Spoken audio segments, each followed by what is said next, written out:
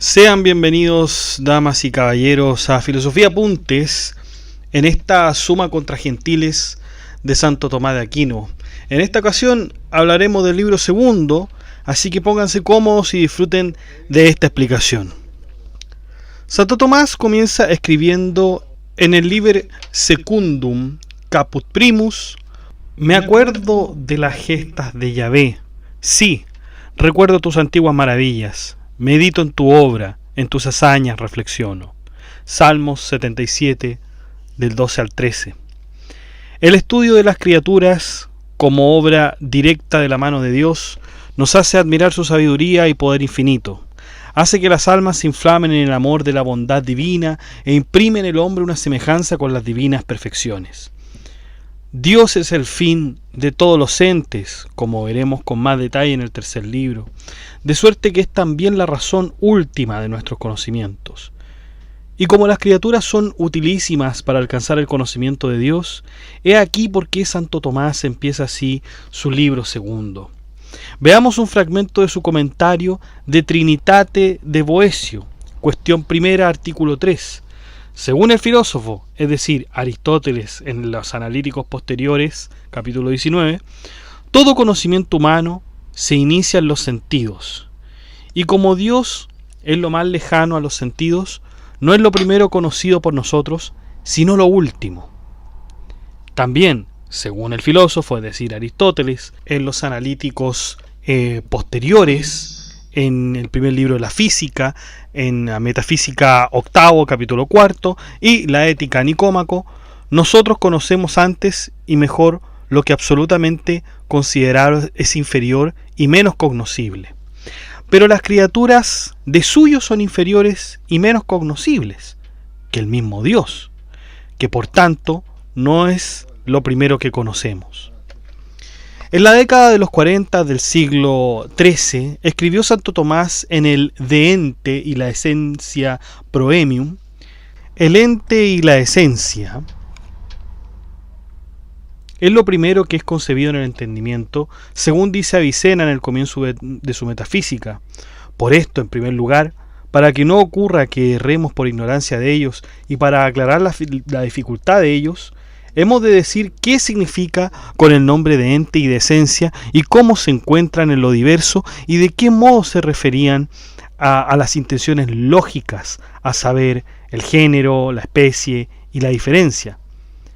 Ya que debemos llegar de lo compuesto al conocimiento de lo simple y de lo posterior a lo anterior, para que comenzando por lo más fácil sea más conveniente la enseñanza. Por esto, de la significación de ente ha de avanzarse a la significación de esencia. En el primer libro, Santo Tomás ha estudiado a Dios, señalando los caminos para hallar su ser, y entra luego en los atributos que necesariamente deben convenirle como primer causa totius esse, tanto en su aspecto ontológico como en el de la esencia natural del uno y único perfectísimo. Empero, si los entes que nos conducen de alguna manera a mejor conocer a Dios son dignas de ser atendidas por nosotros, he aquí por qué las criaturas, en las cuales encontramos huellas características y vestigios patentes de sus manos divinas, deben de tener fijamente nuestra mirada observadora. Las criaturas son obras suyas, y así como en el libro anterior consideró las operaciones intrínsecas de Dios como el único ser inteligentísimo y como el único ser que tiene voluntad en grado sumo, menester es, pues, estudiar las operaciones extrínsecas de Dios, causa totius esse, que se manifiesta en la colección universal de todo lo creado, porque la operación es doble, una que permanece en el mismo agente y es perfección suya, como sentir, entender y querer, y otra que pasa al objeto exterior, como calentar, cortar y edificar.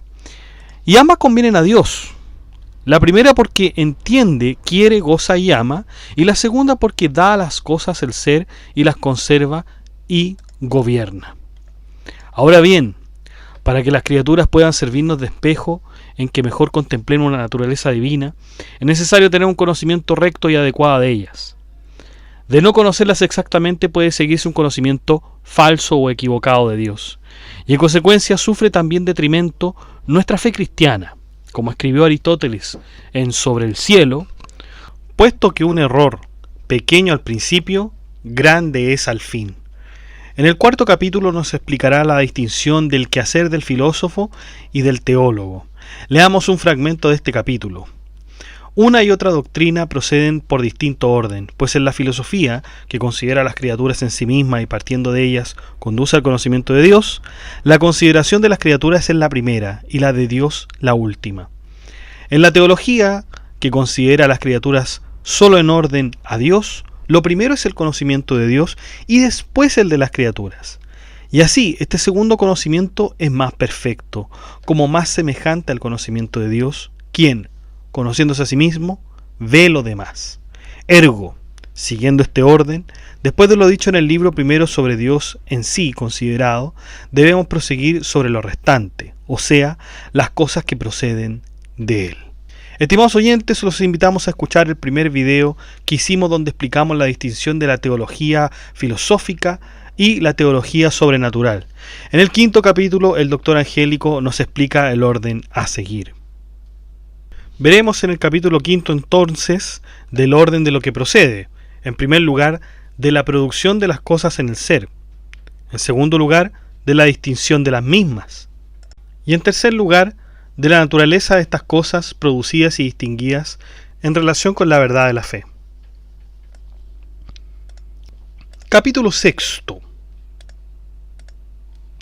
El doctor Angélico se desempeña en demostrar teológicamente que Dios es la causa totius esse del mundo, por el cual entendemos el conjunto de cosas, no solo las que son en la tierra, o incluso las sensibles que pueden verse, sino de todos los entes tanto corporales como espirituales, las sustancias separadas, que son fuera de Dios, queremos decir que se distinguen realmente y no meramente de forma conceptual. Empero, dado que las almas o las ánimas de los hombres son creadas cada día, acerca de este hecho se trata en los capítulos 50 y 90. Como Santo Tomás escribió Quod Deo competit ut sit alis principium essendi, para esto hace corolarios de los argumentos aducidos en el capítulo 13 del primer libro, no solo de ese capítulo, empero también del 38, en el que Dios es su misma bondad. Nos da una demostración sostenida en los grados de bondad, y estos grados se expresan en términos de participación. La bondad participada es absolutamente perteneciente a todos los entes y requiere ser justificada.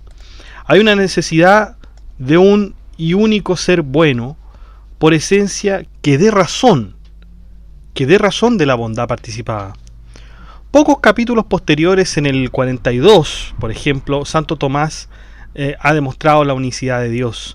Hace una formulación que ha sido invocada habitualmente como texto paralelo a las formulaciones de la cuarta vía. Dios en mensura existentium, la medida de todos los entes.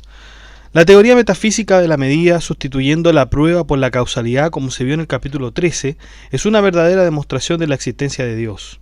Los capítulos 7 a 9 se desempeñan en explicar los términos potencia o potentia, y para esto es menester explicar unos términos. Por ejemplo, acto, cualquier perfección de un sujeto. Por ejemplo, un celular lleno de libros digitales. La potencia es la capacidad de acto, por ejemplo, un celular. Potencia pasiva, capacidad de recibir un primer acto. Y, por ejemplo, en cuanto a esto último, el libro de Cicerón puede ser subrayado. Potencia activa, capacidad de producir un acto segundo. Por ejemplo, el gato que está mirando, empero, puede comenzar a cazar. Todos los entes están compuestos de acto y potencia. Acto y potencia no son entes, sino principios constitutivos de las cosas. Se dice que una cosa está en potencia cuando su capacidad no ha pasado al acto.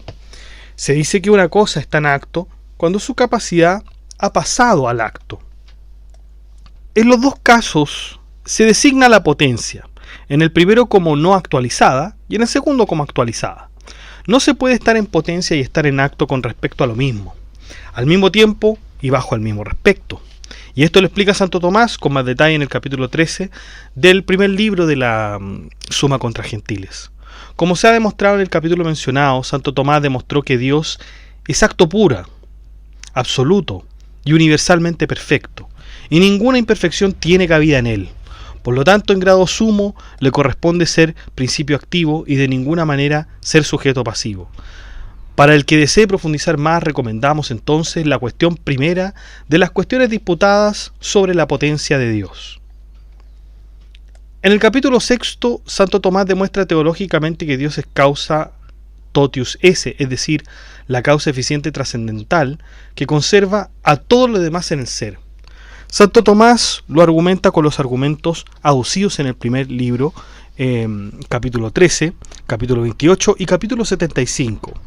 Santo Tomás sostiene que el mundo ha sido creado solamente por Dios. Ha sido creado. La creación puede considerarse o bien como cualquier realización de una cosa, o bien como la acción de conferir alguna dignidad.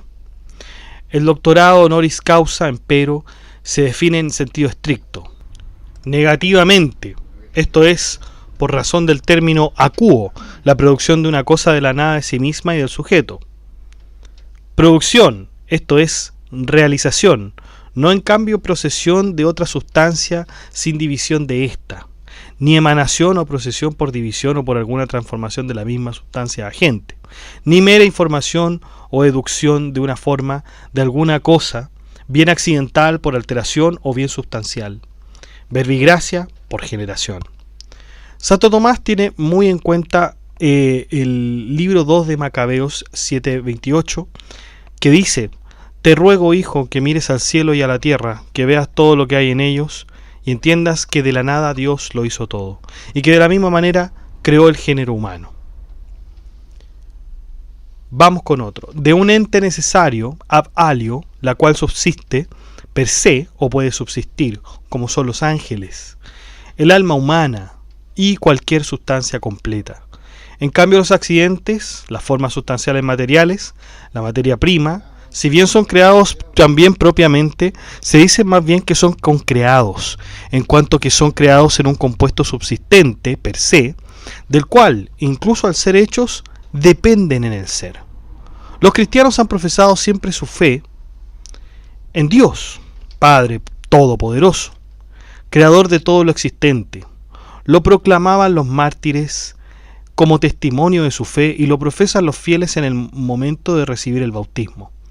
La fórmula, creador del cielo y de la tierra, es un dogma central de la fe y de la visión cristiana del mundo. A lo largo de los siglos, desde el inicial contraste y diálogo en el pensamiento griego, se ha desarrollado una amplia reflexión teológica que busca una mayor comprensión de la verdad cristiana de la creación con la guía del magisterio. Los padres apostólicos se refieren con lucidez a la creación del mundo por Dios. La Didaqué es el primer texto fuera del Nuevo Testamento que nos habla de la creación de los hombres, y en el Pastor de Hermas debes creer ante todo que hay un solo Dios, que creó y ordenó el universo, e hizo pasar todas las cosas del no ser al ser. Arístides de Atenas. Procedamos entonces, oh rey, a los elementos mismos, para que podamos demostrar con respecto a ellos que no son dioses sino perecederos inmudables, producidos de lo que no existía por mandato del Dios verdadero, que es indestructible e inmutable e invisible. Sin embargo, Él ve todas las cosas y como quiere, modifica y cambia las cosas. ¿Qué diré entonces acerca de los elementos? Veamos lo que dice San Teófilo de Antioquía. Y no tiene principio, porque es ingénito. Y Él es inmutable, porque es inmortal. Y se llama Dios, porque Él estableció todas las cosas con una seguridad que Él mismo proporcionó, ya causa de thein, porque thein significa correr, y moverse, y ser activo, y nutrir, y prever, y gobernar, y dar la vida a todas las cosas. Pero Él es Señor, porque gobierna sobre el universo. Padre, porque Él es, ante todas las cosas, modelador y hacedor, porque es creador y hacedor del universo. El más alto, por ser sobre todo, y todopoderoso, porque gobierna y abraza a todos, porque las alturas de los cielos y las profundidades de los abismos y los confines de la tierra están en su mano, y no hay lugar donde descanse. Porque obra suya son los cielos, creación suya la tierra, obra suya el mar, el hombre su formación y su imagen, el sol, la luna y las estrellas son sus elementos, hechos por señales y estaciones y días y años, para que sirvan y sean esclavos del hombre. Dios ha hecho todas las cosas, de las que no eran en las que son, para que a través de sus obras su grandeza sea conocida y entendida. Y primero, los profetas de Dios nos enseñaron de común acuerdo que Dios hizo todas las cosas de la nada, porque nada era coeterno con Dios, sino que Él, siendo suyo propio y careciendo de nada, y existiendo antes de los siglos, quiso hacer al hombre por quien pudiera ser conocido, pues el hombre, por tanto, Él preparó el mundo, porque el que ha sido creado también está necesitado, pero el que es increado no necesita nada. Veamos lo que dice San Ireneo de Lyon. Mientras que los hombres no pueden hacer nada de la nada, sino solo de la materia ya existente, sin embargo, Dios es preeminentemente superior a los hombres en este punto, que Él mismo llamó a la existencia la sustancia de su creación, cuando antes no tenía existencia. Pero la afirmación de que la materia se produjo a partir de la entimesis de un eón extraviado y que el eón estaba muy separado de su entimesis y que de nuevo su pasión y sentimiento aparte de ella misma se convirtieron en materia es increíble, infatuado, imposible e insostenible. Veamos lo que dice Tertuliano. El objeto de nuestra adoración es el único Dios, quien, por la palabra de su mando, por la razón de su plan y por la fuerza de su poder, ha sacado de la nada toda esta construcción de elementos, cuerpos y espíritus para la gloria de su majestad. Por eso los griegos le han dado al mundo el nombre de cosmos. Ahora, con respecto a esta regla de la fe, para que podamos desde este punto reconocer lo que defendemos, es lo que prescribe la creencia de que hay un solo Dios, y que Él no es otro que el creador del mundo, que produjo todas las cosas de la nada por su propia palabra. En primer lugar, enviada. Esta regla se exigía por la naturaleza del único Dios, que no es más que uno solo como único Dios y de ninguna manera o de ninguna otra manera única, que no teniendo nada más coexistente con Él. Así también Él será el primero, porque todas las cosas son después de Él, y todas las cosas son después de Él, porque todas las cosas son por Él, y todas las cosas son por Él porque salieron de la nada, por lo que la razón coincide con la Escritura que dice: ¿quién ha conocido la mente del Señor? ¿O quién ha sido su consejero? ¿O con quién tomó consejo? ¿O quién le ha mostrado el camino de la sabiduría y del conocimiento? Que Él le ha dado primero y le será devuelto. Veamos lo que dice San Hipólito Romano. El primer día Dios hizo lo que hizo de la nada, pero los otros días no hizo de la nada, sino de lo que había hecho el primer día, moldeándolo según su voluntad. Tenemos a Orígenes de Alejandría. Los puntos particulares claramente presentados en la enseñanza de los apóstoles son los siguientes. Primero, que hay un Dios que creó y dispuso todas las cosas, y quien, cuando nada existía, llamó a todas las cosas a la existencia. Dios desde la primera creación y fundación del mundo, el Dios de todos los hombres justos, de Adán, de Abel, Set, Enos, Enoc, Noé, Tare, Abraham, Isaac, Jacob, los 12 patriarcas, Moisés y los profetas, y que este Dios en los últimos días, como lo había anunciado de antemano por medio de sus profetas, envió a nuestro Señor Jesucristo para llamarse a sí mismo en primer lugar a Israel y en segundo lugar a los gentiles, después de la infidelidad del pueblo de Israel. Este Dios justo y bueno, el Padre de nuestro Señor Jesucristo, dio la ley, los profetas y los evangelios, siendo también el Dios de los apóstoles y del Antiguo y Nuevo Testamento. Veamos qué dice San Cipriano de Cartago. La madre de los 7 mártires macabeos dijo: «Oh Dios, ten piedad de mí, que te di a luz 10 meses en el vientre, y te di leche durante 3 años, y te alimenté y te crié hasta esa edad. Te ruego, oh hijo, mira el cielo y la tierra, y habiendo considerado todo lo que hay en ellos, entended que de la nada hizo Dios todas estas cosas, y el género humano. Por consiguiente, oh hijo, no temas a ese verdugo, antes bien, haciéndoos dignos de vuestros hermanos, recibid la muerte, para que en la misma misericordia yo reciba a vosotros con vuestros hermanos. El elogio de la madre fue grande en su exhortación a virtud, pero mayor en el temor de Dios y en la verdad de la fe, que ella no prometió nada a sí misma ni a su hijo por el honor de los 6 mártires, ni creyó que la oración de los hermanos salvaría al que negara, sino que lo persuadió a compartir su sufrimiento para que en el día del juicio pudiera ser encontrado con sus hermanos. El primer capítulo del Génesis describe la creación del mundo durante un periodo de 6 días, cada uno de los cuales consta de una tarde seguida de una manzana, de acuerdo con el cómputo hebreo del día que comienza con la puesta del sol. Si se toma literalmente, esto significaría que el mundo fue creado en menos de una semana de lo que parecen ser días de 24 horas. Este punto de vista ha sido común en la historia de la Iglesia, aunque no es el único punto de vista posible. Los padres sostuvieron diferentes opiniones sobre el asunto y sus escritos muestran una variación significativa en cuanto a la duración de la creación. Algunos dijeron que solo unos pocos días, otros argumentaron por un periodo indefinido mucho más largo. Quienes adoptaron esta última opinión apelaron al hecho de que para el Señor un día es como 1000 años y 1000 años es como un día, y esto se puede encontrar en el segundo libro de Pedro 3:8 y Salmos 94. Que la luz fue creada el primer día, pero el sol no fue creado hasta el 4.º día, y que se le dijo a Adán que moriría el mismo día en que comió el árbol. Empero vivió 930 años. Los católicos tienen la libertad de creer que la creación tomó unos pocos días o un periodo mucho más largo, según como lo vea la evidencia, y sujeto a cualquier juicio futuro de la Iglesia. No tienen por qué ser hostiles a la cosmología moderna. El Catecismo de la Iglesia Católica afirma que muchos estudios científicos han enriquecido espléndidamente nuestro conocimiento de la edad y las dimensiones del cosmos, el desarrollo de las formas de vida y la apariencia del hombre. Estos estudios nos invitan con admiración aún mayor por la grandeza del Creador.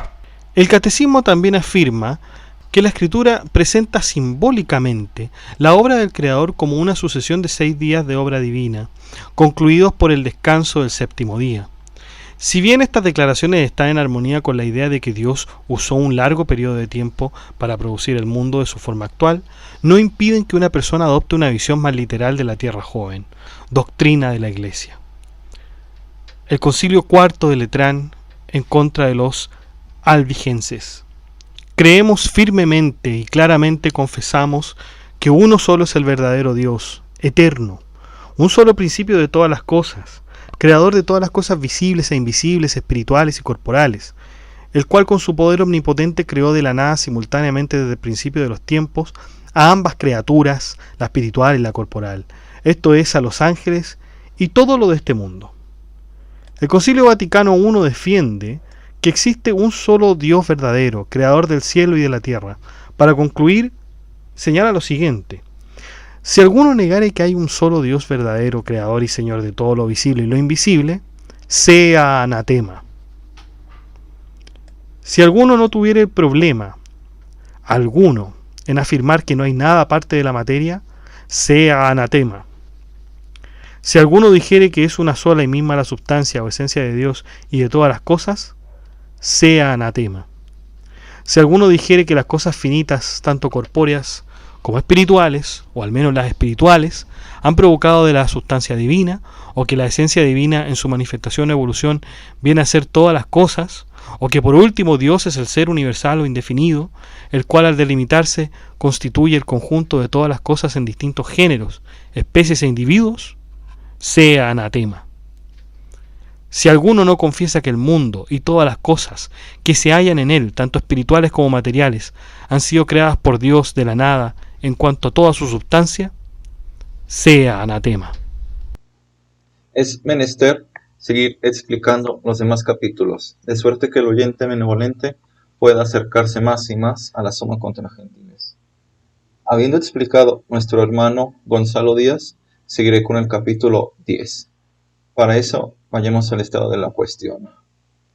Si puede el intelecto, prescindiendo de la revelación, llegar al conocimiento de la creación ex nihilo, o desde la nada.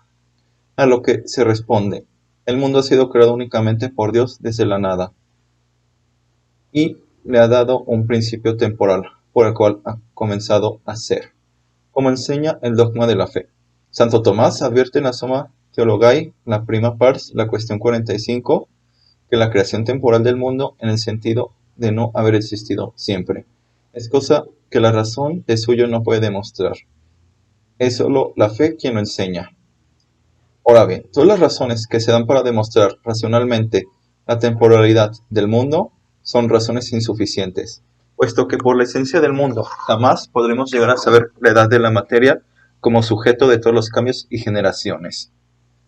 Para esto, invito al benevolente oyente que relea el libro acerca de la generación y la corrupción de Aristóteles y las lecciones que hizo el doctor Angélico, o los principios de la realidad natural al hermano Silvestre. Continuemos. A la materia le es indiferente el haber sido creada, sea eterno, sea haberla sido temporalmente. Ergo, dependiendo de la voluntad de Dios, solo una razón positiva, que aquí es la fe, puede darnos a conocer con certeza absoluta la creación temporal. El que el mundo pudiera haber sido creado eterno no significa ni que el mundo existiera fuera o antes de la acción divina, ni que el mundo fuera eterno con la misma eternidad sustancial de Dios. Si el mundo fuera creado eterno, no por eso dejaría su carácter de ser causado por Dios, es decir, sería igualmente creado, solo que la acción divina, que es eterna, habría estado eternamente actuando al ente temporal, como lo desarrolla más en su opúsculo De Eternitatis Mundi contra Murmurantes, y sería con la misma eternidad substancial de Dios. Dios, en cambio, es su misma eternidad, como lo demostró en el primer libro de la Summa contra Gentiles, y como el mundo sería total y esencialmente distinto de la sustancia divina, la eternidad del mundo sería una eternidad participada, como lo es en su ese. Solo que no tendría comienzo temporal o no se le podría señalar principio. ¿Por qué? Ahora bien, cuando el mundo haya sido creado en el tiempo, o la fe le señale un principio temporal, preguntar propiamente por los antecedentes del mundo no tiene sentido. Hablar antes de la creación, porque el concepto antes es un concepto esencialmente referido a algo temporal, y por tanto creado. Es como preguntar, ¿qué hacía Dios antes de crear? Ni si Dios pudo crearlo más pronto, ni si pudo crearlo más tarde. Ni el pronto ni el tarde tienen lugar sin la presencia real del universo. Ergo, son términos sin sentido si los referimos a supuestos instantes previos a la creación. La eternidad es una permanencia que no fluye en el ser. Por tanto, no vale hacer referencias a antecedentes o consiguientes de la creación, como escribió San Agustín en el libro 12 de las Confesiones, capítulo 30. Extiéndase también hacia aquellas cosas que están delante, y entiendan que tú, Creador eterno de todos los tiempos, eres antes que todos los tiempos, y que no hay tiempo alguno que te sea coeterno, ni criatura alguna, aunque haya alguno que esté sobre el tiempo. Esto en el capítulo 30. El doctor Angélico en los capítulos 39 al 45 demuestra que hay entes realmente distintos a Dios sin que por eso quede Dios sometido a ningún predicamento, ni su esencia divina comparta univocidad alguna con ningún otro ente, ni la dirección, que es dinamis, o movimiento, la kinesis, o gobierno de Dios, la soberanía divina. En las cosas suponga contacto físico ni participación temporal. Trata de los asuntos fundamentales de las sustancias separadas. Recordemos, sustancias separadas, que son los ángeles. Es pues menester leer lo que enseña la Santa Iglesia en el Catecismo Vemos. Numeral 327. Los ángeles. La existencia de los ángeles, verdad de fe. La existencia de entes espirituales, no corporales, que la Sagrada Escritura llama habitualmente ángeles, es una verdad de fe. El testimonio de la Escritura es tan claro como la unanimidad de la tradición. ¿Quiénes son los ángeles? San Agustín dice respecto de ellos: el nombre de ángel indica su oficio, no su naturaleza. Si preguntas por su naturaleza, te diré que es un espíritu. Si preguntas por lo que hace, te diré que es un ángel. Esto en su comentario al Salmo 103, al inicio. Con todo su ser, los ángeles son servidores y mensajeros de Dios, porque contemplan constantemente el rostro de mi Padre que está en los cielos, como está en San Mateo 18:10, y son agentes de sus órdenes, atentos a la voz de su palabra, como lo encontramos en Salmos 103, Versículo 20. Continúa el catecismo. En tanto que son criaturas puramente espirituales, tienen inteligencia y voluntad. Son criaturas personales e inmortales, como está en San Lucas capítulo 20, 36. Superan en perfección a todas las criaturas visibles.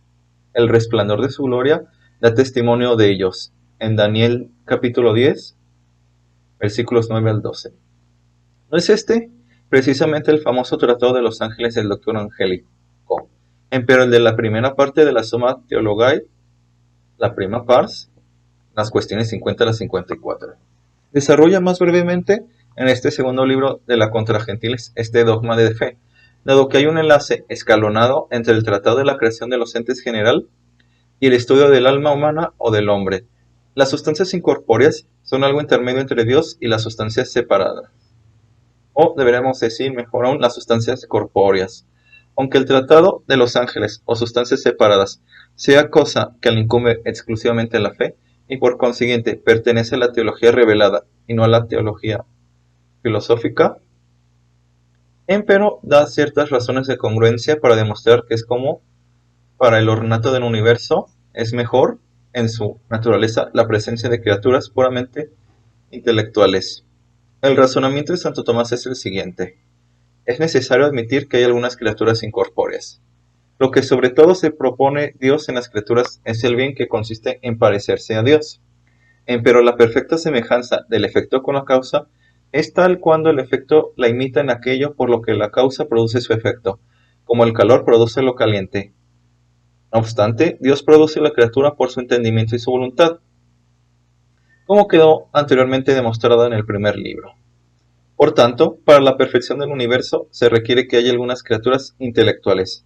No obstante, entender no puede ser acto del cuerpo ni de ninguna facultad corpórea, porque todo el cuerpo está sometido al aquí y al ahora, al constante devenir, dinamis, kinesis. Ergo, para que el universo sea perfecto es necesario que exista alguna criatura incorpórea. Posterior a eso, da luego las principales características de la naturaleza de los ángeles, diciendo que son esencialmente espirituales, de los capítulos 49 al 51, y a fortiori tienen también voluntad y libertad. Estos son los capítulos 47 y 48, y son incorruptibles e inmortales, que son los capítulos 52 al 55, pero que a pesar de su perfección espiritual no dejan de tener cierto grado de composición, compaginable con su esencia, como la del acto y potencia, potentia escendi y actus escendi, que lo explica en el capítulo 52-53. Posterior a eso, el doctor angélico se empeña a explicar los errores que atañen a la filosofía del hombre y su refutación a cada uno. ¿Qué es el hombre? Santo Tomás responde que el hombre es una criatura racional compuesta de potencia y acto, cuerpo y alma. El hombre es una criatura, un ente que viene de la nada por el poder de Dios, pero es racional, es decir, inteligente, capaz de discernir el bien del mal, lo verdadero de lo falso, lo justo de lo injusto. Es la razón lo que distingue eminentemente al hombre del animal y de todas las otras criaturas del mundo visible, lo que se conoce como la diferencia específica, lo que se conoce con el nombre de también lo propio. El hombre se compone, como dijimos, de un cuerpo y de un alma. El cuerpo es esta materia envoltura exterior, esta sustancia material que vemos, que tocamos, y se compone de diversas partes, son nuestros miembros y nuestros diversos órganos. Mientras que el alma es esta sustancia incompatible, invisible, que vive, siente, piensa, juzga, razona, obra libremente y da el cuerpo, el ese, el movimiento y la vida. La unión del alma con el cuerpo constituye el hombre y lo hace un ente intermedio entre los ángeles, que son las sustancias separadas, y las criaturas, sin inteligencia o sin ánima, que son materia. Piénsese en un computador, en una pluma, en un lápiz. Así pues, el cuerpo y el alma son dos sustancias distintas, y su unión íntima, sustancial, personal y armoniosa constituye el hombre. Es muy cierto que tenemos alma, pues hay algo en nosotros que vive e imprime el movimiento a nuestros miembros, algo que siente, que conoce, que piensa, raciocina y obra libremente. No obstante, como el cuerpo por sí mismo es inerte, sin vida, sin sentimiento, sin inteligencia y sin voluntad, un cadáver, debemos concluir que hay en nosotros algo diferente. El cuerpo, y ese algo es el alma. En latín se llama ánima, y es el principio vital que da la vida a los entes de este mundo sensible. La planta, el animal, el hombre. Empero como el alma del hombre es infinitamente superior a los otros principios de vida, en el lenguaje ordinario la palabra alma designa el alma humana. Tenemos un alma. Todo efecto supone una causa. Todo viviente supone un principio de vida. La materia no vive. Ergo, tenemos en nosotros tres facultades principales. Estas facultades son otras tantas pruebas o demostraciones de la existencia del alma. 1. Estamos dotados de sensibilidad. Ahora bien, toca un cadáver, nada siente. ¿Por qué? Porque el alma ya se ha ido de ese cuerpo. 2. Somos inteligentes. O sea, nuestra potencia intelectiva tenemos la facultad de pensar o de tener ideas. Pero la idea es algo simple e indivisible. Sería absurdo decir que el pensamiento es largo o grueso, redondo o cuadrado. Sería absurdo decir que el pensamiento es largo o grueso, redondo o cuadrado, verde o rojo. Ergo, el pensamiento no puede ser producido por un principio compuesto de partes, como todo lo que es materia. Hay pues en nosotros un alma distinta del cuerpo, simple e indivisible como el pensamiento. Tenemos una voluntad activa, mientras que la materia carece de movimiento y de acción propia. Si nuestro cuerpo se mueve a impulso de nuestra voluntad, quiere decir que está sujeto al poder de un alma que lo anima. 1. Como dijimos, el alma es una sustancia, es un ente que subsiste de suyo, sin necesidad de estar en otro para ser, como sucede en el modo de ser de los occidentes, inherirse. Santo Tomás formula el argumento así. La naturaleza específica de cualquier cosa se manifiesta o demuestra por su operación. Es así que la operación propia y específica del hombre en cuanto a hombre es entender. Porque por ella se levanta sobre todos los demás animales. Luego, el hombre recibirá su denominación específica del principio de esta operación. Y como todas las cosas reciben la especie de la propia forma, el principio intelectivo, que es el alma, es la forma propia del hombre.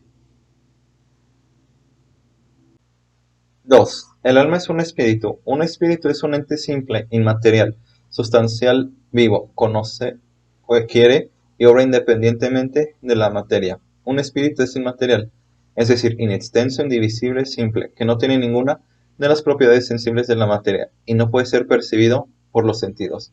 Se demuestra a posteriori que el alma del hombre es un espíritu por sus operaciones. Es un principio evidente que las operaciones de un ente, recordemos operari sequitur esse, son siempre conformes a su naturaleza. Se conoce al operario por sus obras, así como al árbol por sus frutos. Nuestra alma produce actos espirituales, como los pensamientos, los juicios, las voliciones. Por tanto, nuestra alma es espiritual. Pasemos a responder unas objeciones rápido. Primera objeción. El alma no se ve, no se siente, no se escucha. Por tanto, no existe. El alma no se ve con cero, dada su espiritualidad, empero se la conoce por sus operaciones. Ella manifiesta su naturaleza mediante efectos sensibles, y estos efectos son tales que exigen una causa espiritual. Los actos de la inteligencia y de la voluntad no son efectos espirituales, y por consiguiente no reclaman una causa de la misma naturaleza. Esto es evidente. Segunda objeción. No se comprende lo que sea un espíritu. Empero, entonces hay que negar la existencia de otros entes, dado que tampoco se les comprende. Podemos tener un cierto conocimiento de lo que es el espíritu.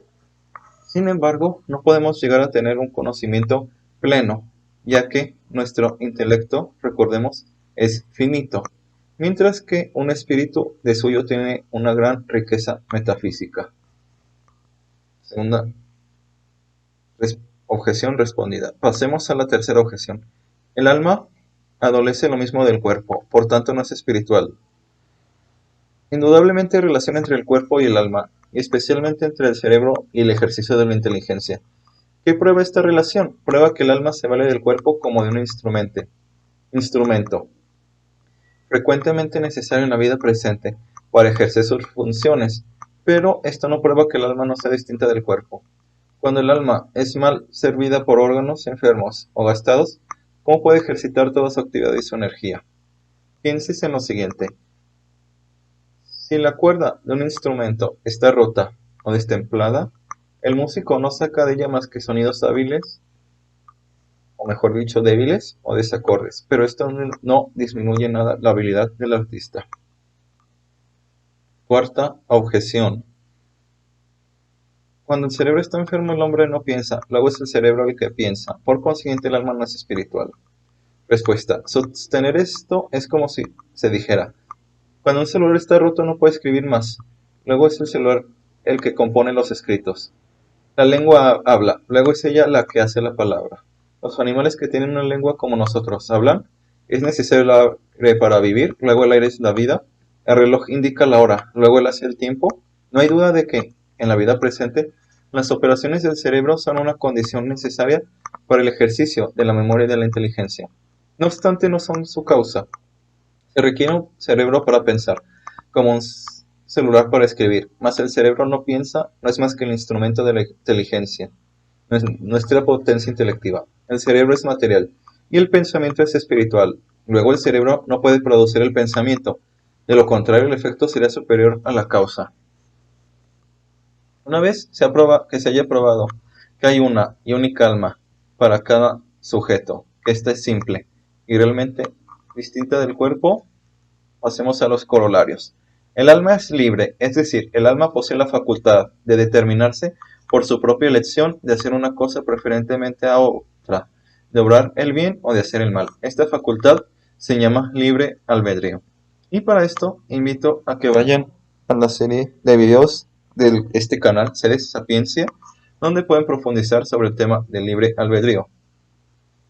Segundo corolario. El alma es inmortal, es decir, que la naturaleza del alma pide una existencia que no tenga fin, debe sobrevivir al cuerpo y dejar nunca de vivir.